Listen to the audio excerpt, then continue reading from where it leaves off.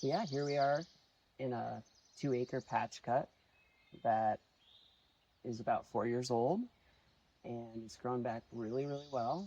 And now we've got eastern towhees and chestnut-sided warblers and other young forest birds in here. They love it.